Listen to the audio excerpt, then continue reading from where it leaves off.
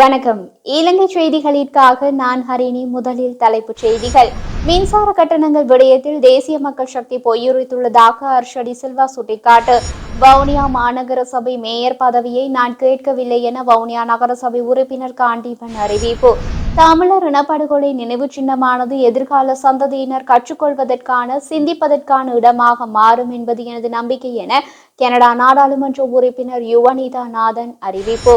இனி விரிவான செய்திகள். ஐக்கிய மக்கள் சக்தியின் நாடாளுமன்ற உறுப்பினர் ஹர்ஷடி சில்வா மின்சார கட்டணங்கள் தொடர்பில் தேசிய மக்கள் சக்தி பொய்யுரைத்துள்ளதாக தெரிவித்துள்ளார். தேசிய மக்கள் சக்தி மக்களிடம் இலங்கை மின்சார சபையின் ஊழல் மோசடிகள் மற்றும் வீண் விரயத்தை குறைப்பதன் மூலம் 30% அளவில் மின் கட்டணத்தை குறைக்க முடியும் என்று உறுதிமொழி வழங்கியுள்ளதாக அவர் சுட்டிக்காட்டியுள்ளார். ஆனால் இந்த உறுதிமொழி பொய்யானது என அவர் கூறியுள்ளார். இலங்கை மின்சார சபையின் செலவை விடவும் கட்டண தொகை குறைவாக காணப்படுவதனால் நட்டம் ஏற்படுகின்றது. அத்துடன் மின்சார உற்பத்திக்கான செலவுகளை குறைப்பதற்கு அரசாங்கம் நடவடிக்கை எடுக்க வேண்டும் எனவும் இதனை போட்டித்தன்மை அதிகரிப்பு ஊடாக மேற்கொள்ள முடியும் எனவும் அவர் சுட்டிக்காட்டியுள்ளார். மோட்டார் வாகன போக்குவரத்து திணைக்களத்தின் நுவரெலியா மாவட்ட பிரதான மோட்டார் வாகன பரிசோதகர் ஜாலிய பண்டார ரம்புடே கெரண்டியேல பகுதியில் 22 பேருக்கு மரணத்தை ஏற்படுத்திய விபத்துடன் தொடர்புடைய பேருந்தில் நடத்தப்பட்ட ஆரம்ப பரிசோதனையில் பேருந்தில் இயந்திர குறைபாடுகள் எதுவும் இல்லை என தெரிவித்துள்ளார். அத்துடன் விபத்து நடந்த இடத்திற்கு அருகிலுள்ள பகுதிகளில் பொருத்தப்பட்டிருந்த சிசிடிவி காட்சிகள் ஆய்வு செய்யப்பட்டுள்ளன. அத்துடன் சாரதி பேருந்தை ஆபத்தான முறையில் ஓட்டி சென்றதாக எந்த அறிகுறிகளும் அவதானிக்கப்படவில்லை என அவர் கூறியுள்ளார். இது தொடர்பாக மேலதிக விசாரணைகள் மேற்கொள்ள சிரேஷ்ட மோட்டார் வாகன பரிசோதகர்களை கொண்ட குழு விரிவான அறிக்கைகளை தயாரித்து மோட்டார் வாகன ஆணையாளர் நாயகம் மூலம் விடயத்திற்கு பொறுப்பான அமைச்சரிடம் சமர்ப்பிக்கும் என அவர் மேலும் தெரிவித்துள்ளார். இது தொடர்பில் மேலும் தெரிய வருவதாவது, பேருந்து விபத்தில் உயிரிழந்தவர்களின் உடல்களை நேற்று பிற்பகல் முதல் அவர்களது உறவினர்களிடம் ஒப்படைக்க நடவடிக்கை எடுக்கப்பட்டு வருகிறது. அத்தோடு இன்று பல உடல்கள் உறவினர்களிடம் ஒப்படைக்கப்பட்டன. காவல்துறையினர் இறந்தவர்களில் அடையாளம் காணப்படாத ஒருவரின் உடலும் இருப்பதாக தெரிவித்தனர். அத்துடன் பல பிரதேசங்களை சேர்ந்தவர்களும் இந்த பேருந்தில் உள்ளதாக காவல்துறையினர் குறிப்பிட்டுள்ளனர். அத்துடன் காயமடைந்த 43 பேர் இன்னும் வைத்தியசாலையில் சிகிச்சை பெற்று வருவதாகவும் அவர்களில் ஒருவரின் நிலைமை கவலைக்கிடமாக இருப்பதாகவும் வைத்தியசாலை தகவல்கள் தெரிவிக்கின்றன. முன்னாள் நாடாளுமன்ற உறுப்பினர் செல்வராசா கஜேந்திரன் தமிழர்களின் பிரச்சினை தொடர்பில் பொய்யான கருத்துக்களை தெரிவித்து வந்த தேசிய மக்கள் சக்தி அரசாங்கத்திற்கு தமிழ் மக்கள் உள்ளூராட்சி தேர்தலினூடாக தெளிவான பதிலொன்றை வழங்கியுள்ளதாக தெரிவித்துள்ளார். அவர் மேலும் தெரிவிக்கையில், கடந்த 2 வருடங்களாக யாழ்ப்பாணம் தையிட்டி பகுதியில் அமைக்கப்பட்டுள்ள சட்டவிரோத கட்டுமானத்திற்கு எதிராக பௌர்ணமி தினத்தில் ஆர்ப்பாட்டம் முன்னெடுக்கப்பட்டு வருகின்றது. அத்துடன் இன்றைய தினம் முன்னெடுக்கப்பட்ட ஆர்ப்பாட்டத்தை தொடர்ந்து அந்த பகுதியில் முள்ளிவாய்க்கால் கஞ்சியும் பரிமாறப்பட்டது. தமிழர்களின் பிரச்சினைகள் தீர்க்கப்பட்டால் மாத்திரமே நாட்டில் உண்மையான நல்லிணக்கத்தை ஏற்படுத்த முடியும் எனவும் அவர் தெரிவித்துள்ளார். அதனோடு தையிட்டியில் அமைக்கப்பட்டுள்ள சட்டவிரோத கட்டுமானம் அகற்றப்பட்டு அந்த காணிகள் அதன் பூர்வீக உரிமையாளர்களிடம் கையளிக்கப்பட வேண்டும் எனவும் செல்வராசா கஜேந்திரன் வலியுறுத்தியுள்ளார். தேசிய சுதந்திர முன்னணியின் தலைவரும் முன்னாள் நாடாளுமன்ற உறுப்பினருமான விமல் வீரவன்ச இந்தியாவுடன் கைச்சாதிடப்பட்டுள்ள பாதுகாப்பு தொடர்பான புரிந்துணர்வு ஒப்பந்தத்தை இந்த அரசாங்கம் பகிரங்கப்படுத்தும் என்ற நம்பிக்கை கிடையாது. முன்னாள் ஜனாதிபதி ரணில் விக்ரமசிங்க இந்தியா தொடர்பான ஒரு சில விடயங்களில் தற்துணிவுடன் செயற்பட்டார். அந்த தற்துணிவு ஜனாதிபதி அனுரகுமாரவுக்கு கிடையாது என்று தெரிவித்தார். அவர் மேலும் தெரிவிக்கையில், பொய் மற்றும் வெறுப்பை மாத்திரம் முன்னிலைப்படுத்தி தேசிய மக்கள் சக்தி ஆட்சிக்கு வந்தது. நடைபெற்று முடிந்த ஜனாதிபதி தேர்தலில் மற்றும் பொது தேர்தலில் தவறான அரசியல் தீர்மானம் எடுத்ததை மக்கள் தற்போது விளங்கிக் கொண்டுள்ளார்கள். அதனையே நடைபெற்று முடிந்த உள்ளூராட்சி மன்ற தேர்தலில் வெளிப்படுத்தியுள்ளார்கள். அத்துடன் பெரும்பான்மை பலம் உள்ளது என்ற ஆணவத்தில் அரசாங்கம் தான் தோன்றித்தனமாக செயற்படுகிறது. 2020ஆம் ஆண்டு ஆட்சிக்கு வந்த கோட்டபாய ராஜபக்ஷ அரசாங்கத்திற்கும் பெரும்பான்மை பலம் இருந்ததையும் அந்த பலம் 2 ஆண்டுகள் பலவீனமடைந்ததையும் அரசாங்கம் நினைவில் வைத்துக் கொள்ள வேண்டும். அது மட்டுமல்லாமல் இந்தியாவுடன் அரசாங்கம் அண்மையில் கைச்சாத்திட்ட ஒப்பந்தங்களின் விபரங்கள் இதுவரையில் முழுமையாக வெளிப்படுத்தவில்லை. இவ்விடயத்தில் அரசாங்கம் வெளிப்படைத்தன்மையுடன் செயற்படவில்லை. ஜனாதிபதி பாதுகாப்பு தொடர்பான ஒப்பந்தத்தை நாடாளுமன்றத்திற்கு சமர்ப்பிப்பதாயின் அதற்கு இந்தியாவின் அனுமதியை பெற வேண்டும் என்று குறிப்பிடுவது வேடிக்கையாக உள்ளது. கடந்த காலங்களில் இதனை காட்டிலும் இந்தியாவுடன் கைச்சாத்திடப்பட்ட பல ஒப்பந்தங்கள் நாடாளுமன்றத்திற்கு சமர்ப்பிக்கப்பட்டன. இந்தியாவுடன் கைச்சாத்திடப்பட்டுள்ள பாதுகாப்பு தொடர்பான புரிந்துணர்வு ஒப்பந்தத்தை இந்த அரசாங்கம் பகிரங்கப்படுத்தும் என்ற நம்பிக்கை கிடையாது. முன்னாள் ஜனாதிபதி ரணில் விக்ரமசிங்க இந்தியா தொடர்பான ஒரு சில விடயங்களில் தற்துணிவுடன் செயற்பட்டார். அந்த தற்துணிவு ஜனாதிபதி அனுரவுக்கு கிடையாது. அத்துடன் சர்வதேச நாணய நிதியத்தின் விவகாரத்தில் அரசாங்கம் நாணய நிதியத்தின் சகல நிபந்தனைகளுக்கும் அடிபணிந்துள்ளது. மின் கட்டண அதிகரிப்பு ஊடாக இதனை எதிர்வரும் மாதமளவில் விளங்கிக் கொள்ள முடியும் என்றார். அலதனிய யட்டன்கல பகுதியில் இன்றைய தினம் மற்றுமொரு பேருந்து விபத்து பதிவாகியுள்ளது. யாத்திரை சென்ற பேருந்து ஒன்றே பாதையை விட்டு விலகி இவ்வாறு விபத்துக்குள்ளானதாக தெரிவிக்கப்படுகின்றது. சுமார் 20 பேர் இந்த விபத்தில் காயமடைந்துள்ளதாக தெரிவிக்கப்படுகின்றது. சம்பவத்தில் காயமடைந்தவர்களை வைத்தியசாலையில் அனுமதிக்கப்பட்டதாக போலீசார் தெரிவிக்கின்றனர்.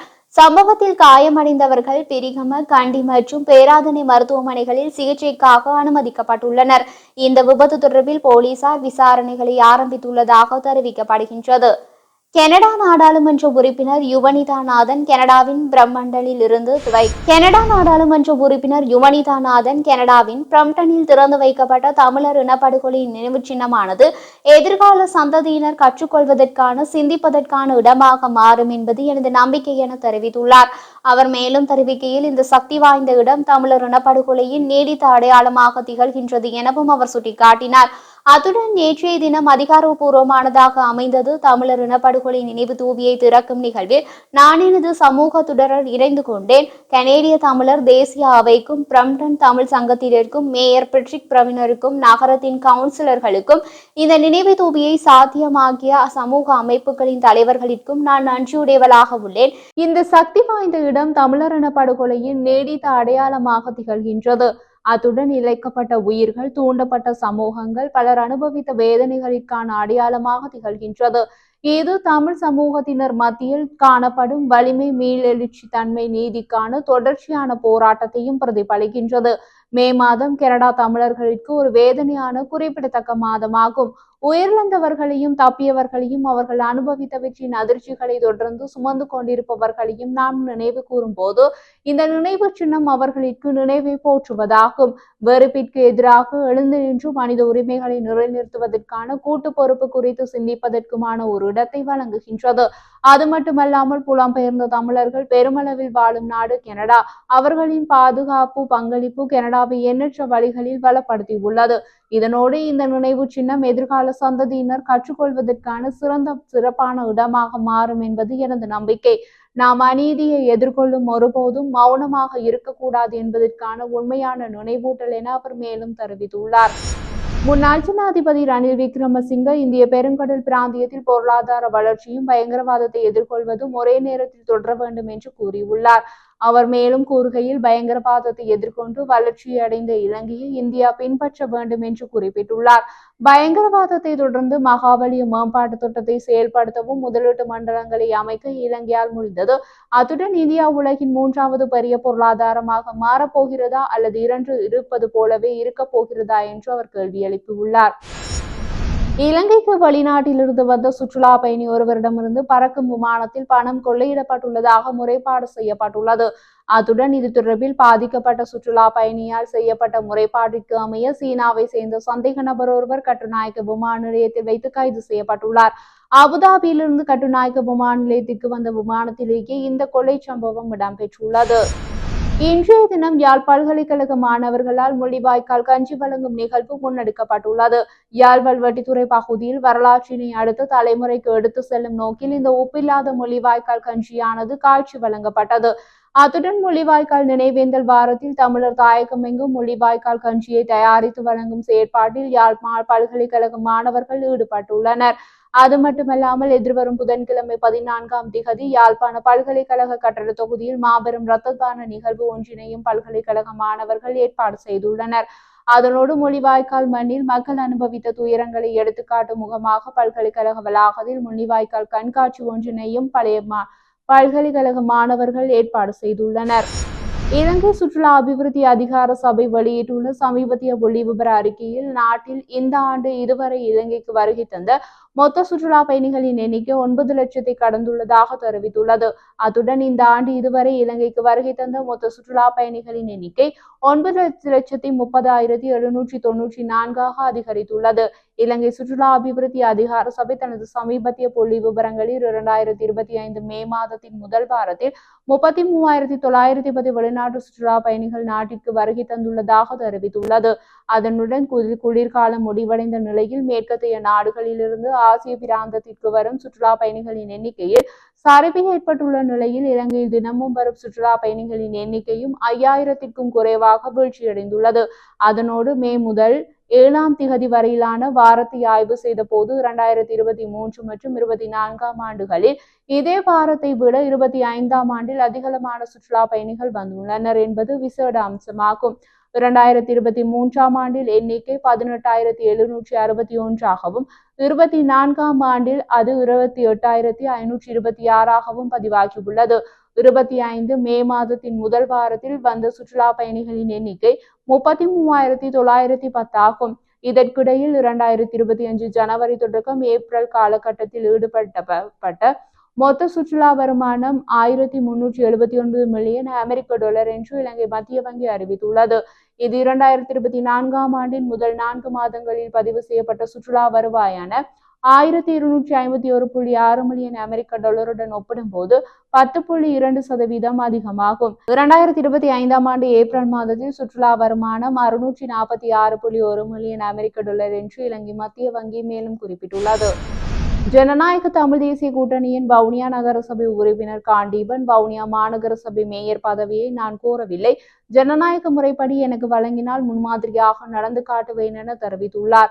அவர் மேலும் தெரிவிக்கையில், வவுனியா மாநகர சபையின் 1ஆம் வட்டாரத்தில் நடந்து முடிந்த உள்ளூராட்சி சபை தேர்தலில் போட்டியிட்ட நான் அதிகூடிய வாக்குகளை பெற்று வெற்றியூட்டியுள்ளேன். கடந்த உள்ளூராட்சி மன்ற தேர்தலில் அதிகூடிய வாக்குகளை பெற்று வீட்டு சின்னத்தில் வெற்றி பெற்று நகரசபை உறுப்பினராக எனது வட்டாரத்தில் நான் ஆற்றிய பணிக்கான அங்கீகாரமாக மீண்டும் அதிகூடிய வாக்குகளால் சங்கு சின்னத்தில் வெற்றி பெற்றேன்.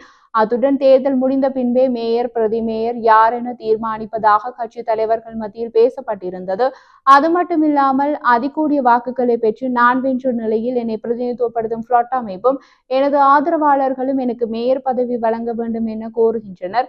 நான் கோரவில்லை. ஜனநாயக முறைப்படி எனக்கு மேயர் பதவி வந்தால் நான் அனைத்து உறுப்பினர்களையும் அரவணைத்து இந்த மாநகரத்தை முன்மாதிரியாக நடத்தி காட்டுவேன்.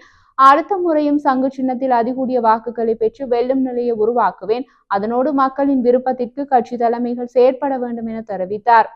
சுங்க போதைப்பொருள் தடுப்பு பிரிவினரால் கட்டுநாயக்க சர்வதேச விமான நிலையத்தில் இன்று தரையிறங்கிய பிரிட்டன் பெண் ஒருவர் கைது செய்யப்பட்டார். அத்துடன் கைது செய்யப்பட்ட இந்த பெண்ணிடமிருந்து ரூபாய் 460 மில்லியன் மதிப்புள்ள மிகப்பெரிய குஷ் போதைப் பொருளை சுங்கத்துறையினர் கைப்பற்றியுள்ளனர். பண்டாரநாயக்க சர்வதேச விமான நிலையத்தின் வருகை முனையத்துடன் இணைக்கப்பட்ட சுங்க போதைப் பொருள் கட்டுப்பாட்டு பிரிவு அதிகாரிகள் சந்தேகத்தின் பேரில் பிரிட்டனைச் சேர்ந்த பெண்ணை தடுத்து நிறுத்தி போதைப் பொருட்களை பறிமுதல் செய்தனர். சுங்கத்துறை செய்தி தொடர்பாளர் மேலதிக பணிப்பாளர் ஜெனரல் சீவலியாருகொடே தாய்லாந்தின் பாங்காக்கிலிருந்து UL 405 என்ற ஸ்ரீலங்கன் ஏர்லைன்ஸ் விமானத்தில் குறித்த பிரிட்டிஷ் பெண் நாட்டிற்கு வருகை தந்ததாக தெரிவித்தார். அது மட்டுமல்லாமல் அதிகாரிகள் அவரது சோதனை செய்யப்பட்ட பொதிகளில் 46 கிலோ குஷ் போதைப் பொருள் இருப்பதை கண்டுபிடித்தனர். அதன் உள்ளூர் மதிப்பு 460 மில்லியன் ஆகும் என சுங்க போதைப் பொருள் கட்டுப்பாட்டு பிரிவின் வட்டாரங்கள் புறநகர் உயர்நிலை நுகர்வோர் மத்தியில் 1 கிராம் பிரீமியர் குஷ் 10,000க்கு விற்கப்படுகிறது என்று தெரிவித்தன. அதனுடன் சட்ட நடவடிக்கைகளுக்காக கடத்தப்பட்ட பொருட்களுடன் பெண் வெளிநாட்டு சந்தேக நபர் காவல்துறை போதைப்பொருள் தடுப்பு பணியகத்திடம் ஒப்படைக்கப்பட்டுள்ளார்.